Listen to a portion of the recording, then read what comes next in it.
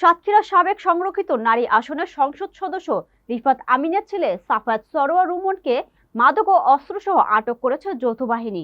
সাতক্ষীরা প্রতিনিধি মুকরম বিল্লাহ ইমন আইটিভি বাংলাকে জানিয়েছেন, রবিবার দুপুরে শহরের শহীদ আব্দুর রাজ্জাক পার্ক সংলগ্ন রিফাত আমিনের বিলাসবহুল বাড়িতে প্রায় 2 ঘন্টা ব্যাপী অভিযান চালিয়ে তাকে আটক করা হয়।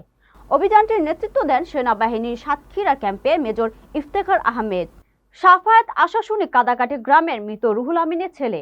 তার মা রিফাত আমিন সাতক্ষীরা জেলা মহিলা আওয়ামী লীগ সাবেক সভানেত্রী এবং আওয়ামী লীগের সংরক্ষিত নারী আসনের সাবেক সংসদ সদস্য ছিলেন।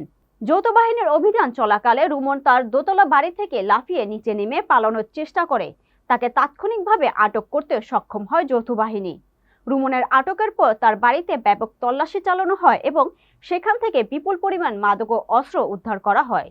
অভিযান শেষে সাংবাদিকদের ব্রিফিংকালে সেনাবাহিনী মেজর ইফতেখার আহমেদ জানান, ইনজেকশন যেগুলো যে নেশা করে সেগুলো আছে প্রায় 30 থেকে 35 স্যাম্পলের উপরে। এখন টোটালি আমরা আসলে গিয়ে হিসাব না করে আমরা কোনো তথ্য দিতে পারছি না। গোপন সংবাদের ভিত্তিতে তারা রিফাত আমিনের বাড়িতে অভিযান চালান। অভিযানে মদ ও খালি বোতল এবং একটি রাইফেল উদ্ধার করা হয়েছে। তিনি আরও জানান, আটককৃত সাফায়াত সরোয়ার রুমনের বিরুদ্ধে পরবর্তী আইনগত ব্যবস্থা গ্রহণ করা হবে।